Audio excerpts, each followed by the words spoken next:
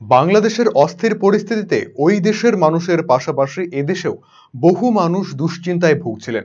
কেননা এপারের অনেক মানুষের আত্মীয় থাকে ওপারে, কেউ আবার এপার থেকে ওপার বাংলায় গিয়েছিলেন বিভিন্ন কাজে। ফলে প্রতিনিয়ত বাংলাদেশের ঘটনায় উদ্বেগ বাড়ছিল পশ্চিমবঙ্গের মাটিতে। এই অবস্থাতেই উদ্বেগ আর আতঙ্ক নিয়ে বাংলাদেশ থেকে এপারে ফিরলেন ৬ জন। শিলিগুড়ির হায়দারপাড়ার বাসিন্দা জীবন ভৌমিক, তার স্ত্রী রানী ভৌমিক, ছেলে রঞ্জন ভৌমিক, মেয়ে প্রিয়াঙ্কা ভৌমিক, জীবন বাবুর জামাই রায়গঞ্জের বাসিন্দা চন্দন ঘোষ, নাতনি অনিন্দিতা ঘোষ। এই ৬ জন বাংলাদেশে জীবন বাবুর ভাইয়ের ছেলের বিয়েতে গিয়েছিলেন। বাংলাদেশের সিরাজগঞ্জের কাজীপুর থানার সোনামুখী হাটের বাসিন্দা তপন ভৌমিকের ছেলে মনীন্দ্র ভৌমিকের বিয়েতে গিয়েছিলেন তারা। গত ২৯শে জুলাই রওনা দেন ৬ জন। ওই দিনই বাংলাদেশে পৌঁছন। বিয়ে ছিল ৩১শে জুলাই। জীবন বাবুর ইচ্ছে ছিল ২০ থেকে ২৫ দিনের মতো থাকার, কিন্তু বাংলাদেশে অশান্তির কারণে তা আর হয়নি। আতঙ্কিত হয়ে ৮ই অগস্ট ভারতে ফিরলেন। ১১ দিনের মধ্যেই তারা ভারতে ফিরে এসেছেন। অটো করে শেরপুর আসেন, তারপর বাসে চেপে হিলি সীমান্তে, তারপরে ভারতের মাটিতে পা দিতেই ফেরে স্বস্তি। বর্তমানে ভৌমিক পরিবার রায়গঞ্জের সুভাষগঞ্জে জামাইয়ের বাড়িতে রয়েছেন। জীবন কুমার ভৌমিক জানান, বাংলাদেশে থাকাকালীন পদে পদে আতঙ্ক গ্রাস করছিল। বিয়েতেও তেমন লোকজন আসেননি। নিজের চোখে চারিদিকে আগুন জ্বলতে দেখেছেন আওয়ামী লীগের পার্টি অফিস ভাঙচুর, দেখেছেন মৃতদেহ পড়ে থাকার মতো ঘটনা। আমি গেছিলাম আমার ভাইয়ের বাড়িতে। গ্রামের নাম হচ্ছে সোনামুখী হাট, থানা কাজীপুর, জেলা সিরাজগঞ্জ, বাংলাদেশে।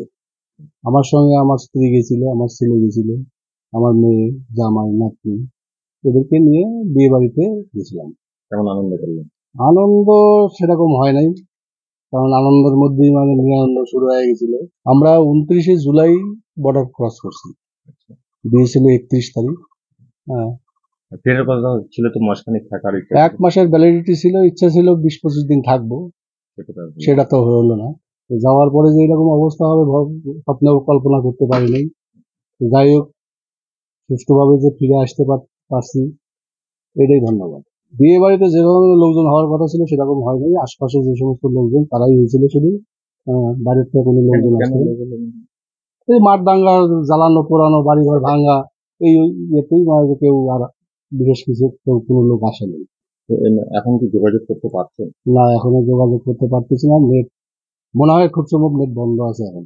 এটা এই আওয়ামী লীগের পার্টি অফিসে ঢুকে, মানে ৩ আওয়ামী লীগের কর্মী ছিল, একটা সাংবাদিক ছিল, তাদের অকস্মাৎ নয় যে চারিদিক থেকে ঘিরে ঘিরে লাঠি দিয়ে পিঠে মারছে আর কি।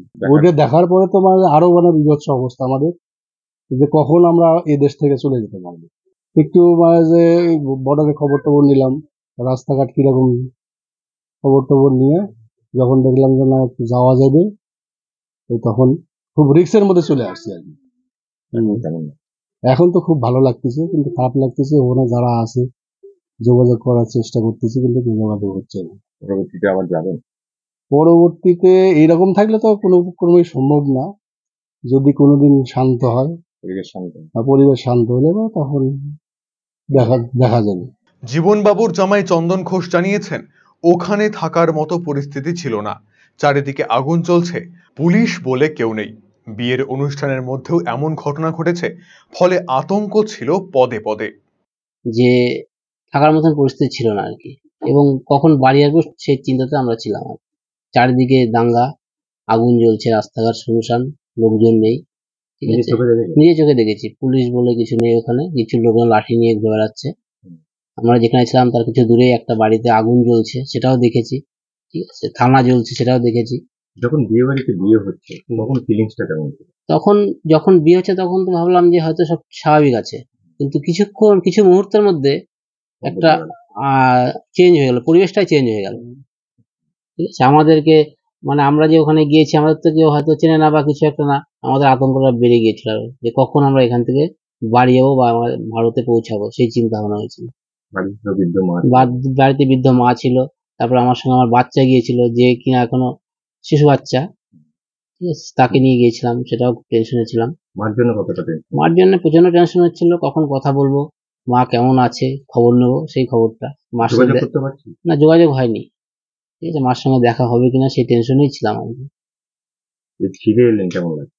ফিরে এলাম, এখন খুব ভালো লাগছে যে এসেছি, কিন্তু একটা দুশ্চিন্তা থেকেই যাচ্ছে। যাদের বাড়িতে গিয়েছিলাম তারা ঠিকঠাক থাকতে পারবে কিনা, তাদের অবস্থা কেমন হচ্ছে, যোগাযোগ করতে পারছি না জন্য খুব টেনশনে আছি এখন। চারদিকে দেখছি সব জ্বলছে, বা আগের দিন ভেঙেছে, রাস্তাঘাটে এটা ওটা পড়ে রয়েছে, দেখে আতঙ্কে আর কি রাস্তা পার হচ্ছি। পার হলেন যখন এপারে আসলেন, এপারে যখন বর্ডার পার হয়ে এপারে আসলাম, তখন একটু মনটাকে শান্ত নিতে পারলাম যে না, আমি ইন্ডিয়াতে ফিরে এসেছি, হয়তো আমার মার সঙ্গে, পরিবারের সঙ্গে আবার দেখা করতে পারবো। মানে এটা স্বাভাবিক হয়েছিলাম আর কি তখন। চন্দন বাবুর মা মীরা ঘোষ জানিয়েছেন, ছেলে যতদিন বাংলাদেশে ছিল ততদিন দুশ্চিন্তায় ঘুম হচ্ছিল না তার। সোমবার সকাল থেকে বাংলাদেশের উদ্বেগজনক ঘটনার খবর কানে আসতেই দুশ্চিন্তা আরো বেড়ে গিয়েছিল। ছেলে ঘরে ফিরতেই এখন স্বস্তিতে তিনি। আমার ছেলে, ছেলের বউ আর আমার নাতনি, বিয়ানরাও তো বিআই মশাই আর বিআই মশাই ছেলের বউয়ের ভাই আর কি। এটা তো বাংলাদেশে গিয়ে একটা বিপদে পড়েছিল শুনেছিলাম। হ্যাঁ শুনেছি। আমি রবিবারে আসার কথা ছিল চন্দনের, আমার ছেলের, কিন্তু রবিবারে ও আসতে পারে নাই। সোমবারের দিন সকাল থেকেই শুনতেছি বাংলাদেশের খুব পরিস্থিতি খুব খারাপ, সব মোবাইলে খবর বলতেছে, রাস্তা দিয়ে যাচ্ছে বলতেছে। তখন থেকেই আমি খুব আতঙ্কিত হয়ে পড়লাম। ভাইস্তা বউ অর্থাৎ আমাদের প্রিয়াঙ্কার পিস্তাতু বোন, আমি ওকে যায় ডাকলাম যে ঋতুপর্ণা, তোর কাছে কি কোনো নাম্বার আছে বাংলাদেশের? তখন বলল হ্যাঁ আমার 2 দাদার নাম্বার আছে। তা বললাম একটু ভিডিও আমাকে একটু কথা বলা দিবি? ও বলল না, ডাইরেক্ট কোনো কথা বলা যাবে না বড় মা, আমি মেসেজ পাঠাচ্ছি। ওর সাথে সাথেই মেসেজ পাঠাচ্ছে। ও বলল 5টার দিকে খবরটা তোমাকে দেব, ওরা 5টায় যদি নেট খোলে তবে তোমাকে খবরটা দেব। তখন আমি আসে সবাই আমাকে মানে বলতেছে তুমি খাওয়া দাওয়া করো, ঠিকই ভালো খবর আসবে, তুমি খাওয়া দাওয়া করো, তারপরে দেখা যাক। এখন কেমন লাগছে? ওরা তো ফিরে আসছে। এখন ভালো লাগছে। জীবন বাবুরা ফিরে এসেছেন শুনে অনেক আত্মীয়ই তাদের সাথে দেখা করতে আসছেন।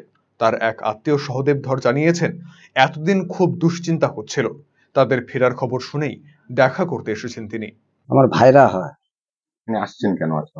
আমি আসছি যে এই যে ওরা বাংলাদেশ থেকে আসছে, আমরাও খুব আতঙ্কে ছিলাম যে কবে আসবে, কোনো যোগাযোগ পাচ্ছি না, ফোনেও যোগাযোগ হচ্ছে না।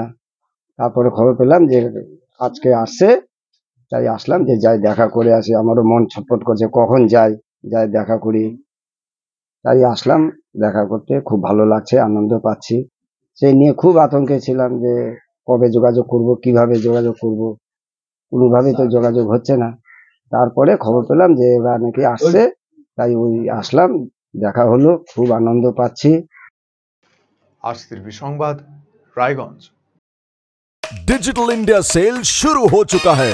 पाइए 10% इंस्टेंट डिस्काउंट, सबसे कम दाम, पाए नो कॉस्ट EMI, बेहतरीन आफ्टर सेल सर्विस और बेमिसाल एक्सचेंज वैल्यू। आज ही रिलायंस डिजिटल आइए।